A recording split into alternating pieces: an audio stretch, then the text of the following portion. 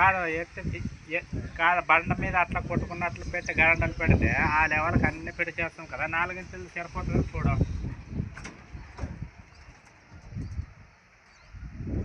అట్లా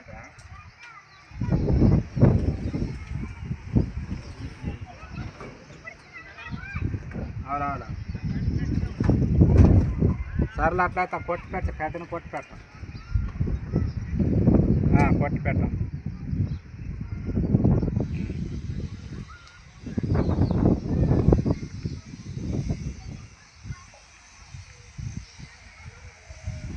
ఏ అవసరం లేదు కదా.